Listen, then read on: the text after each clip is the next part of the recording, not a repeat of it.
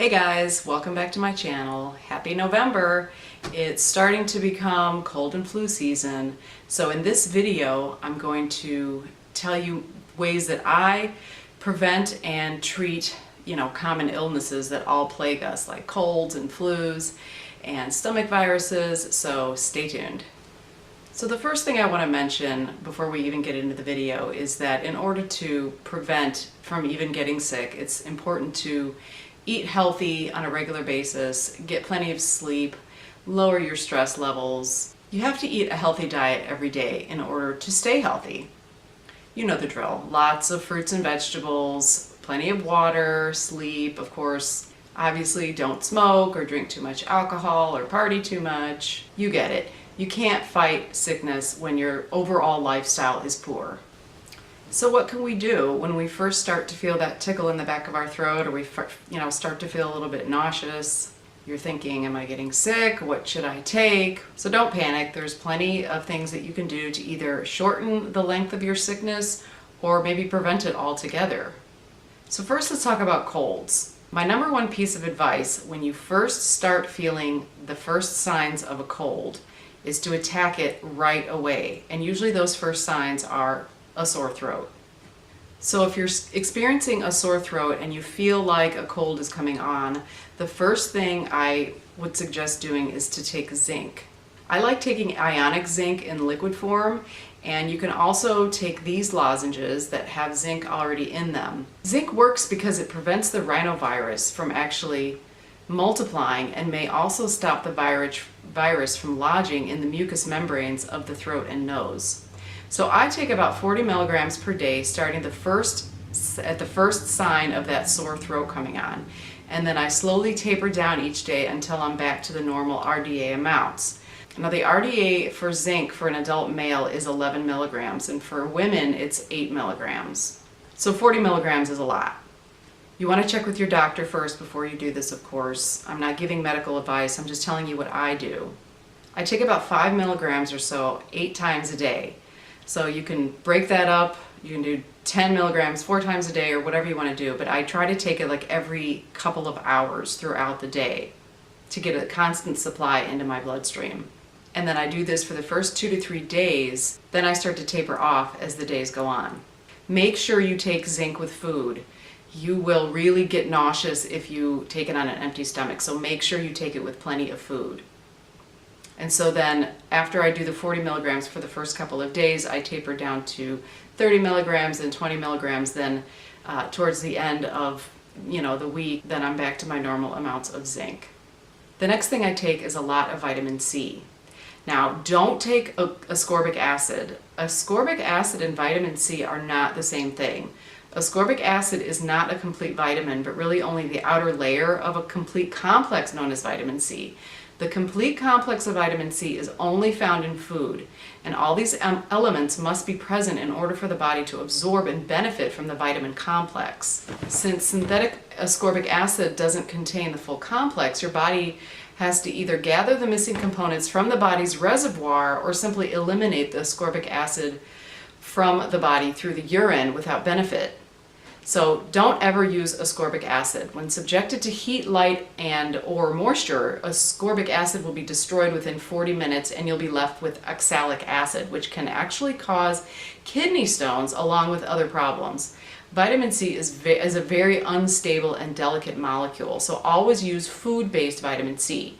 I like to use Marcus Rothkranz's herbal vitamin C. I found this to be the best. I'm not being paid by them to say this. I just really find that this is the most high quality based vitamin C that exists. It's really expensive, but it's actually well worth it. So if I'm about to feel like a cold coming on, I take about 500 to 1,000 milligrams of this herbal vitamin C every few hours, getting about 4,000 to 5,000 milligrams per day.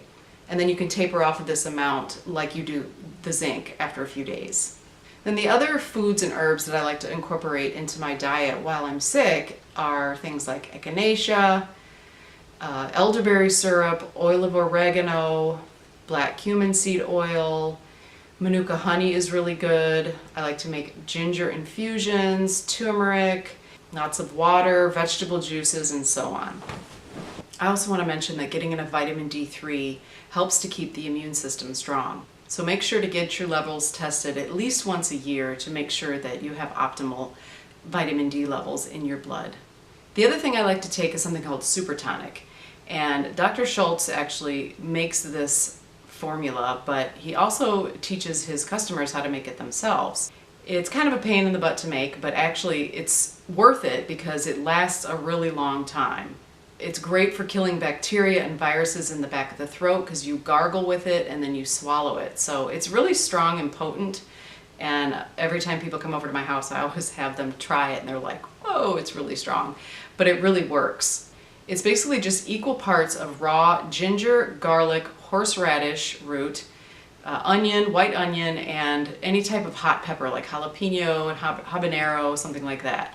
I usually stick with jalapeno because habanero is really hot. So you just mince all of these raw vegetables, herbs, whatever you want to call them, and then put them into a glass jar, and then top that off with apple cider vinegar, cover it, put it in a dark place, and shake it every now and then. You're supposed to shake it every day, but every now and then is fine.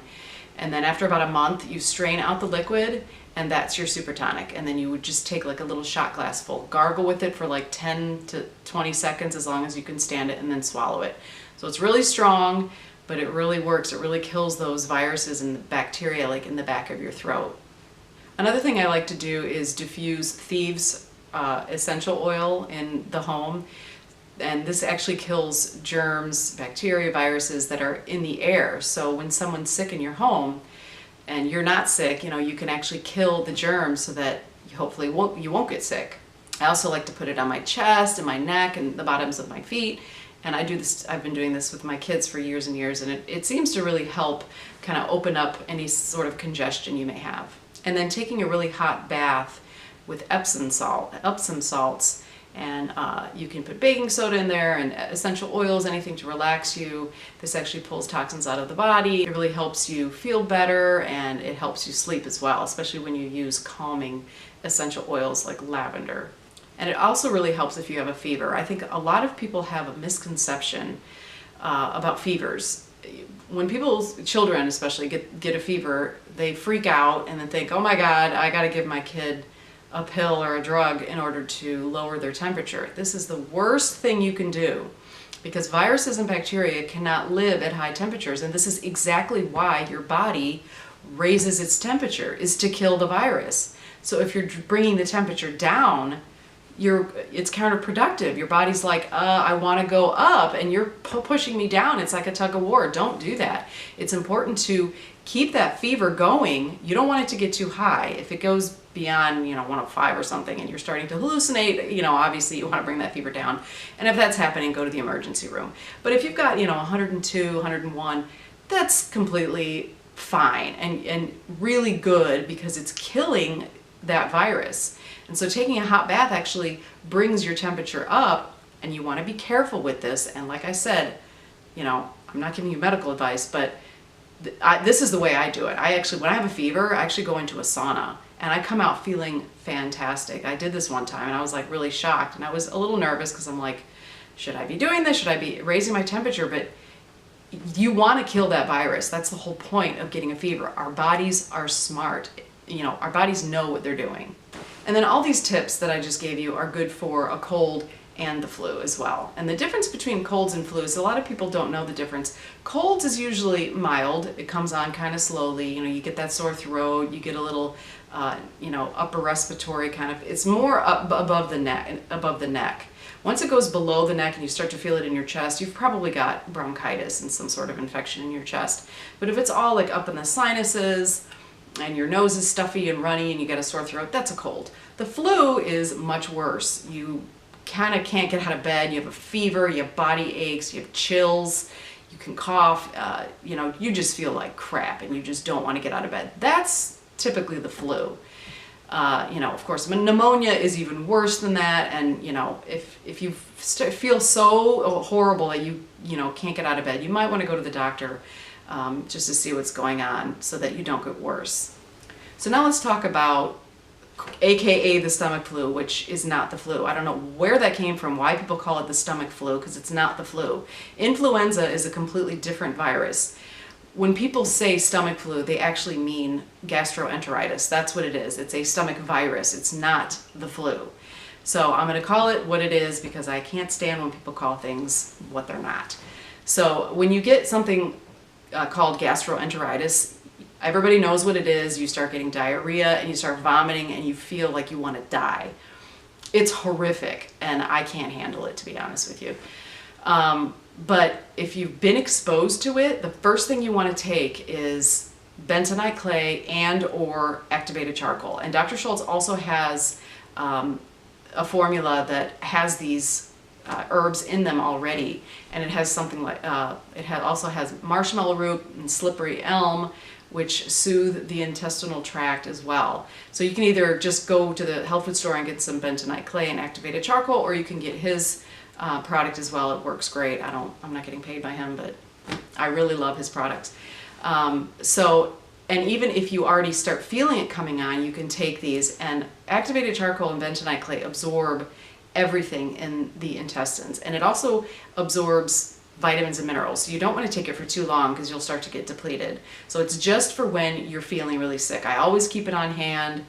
For the past few times that my family has been exposed to, we knew someone in our home, later found out that they were vomiting when they got home. You know, they had the stomach bug, and we're like, oh God, we gotta take some stuff. So I always give my kids activated charcoal, bentonite clay, and for the past few times we haven't gotten it, thank God, knock on wood. But anyway, so bentonite clay and activated charcoal are fantastic for anything to do with the stomach, even food poisoning.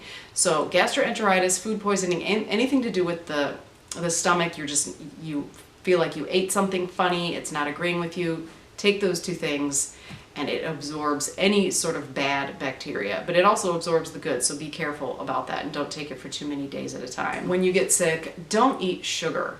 Any type of dessert or any sugar-laden food, try not to eat that when you're sick, because sugar suppresses the immune system, and it also hinders the absorption of vitamins and minerals and proper nutrients that you need to help fight the sickness that you've got. And then the jury's still out with dairy products. Some say that eating dairy products when you've got a cold increases mucus production. Other people say that's a myth.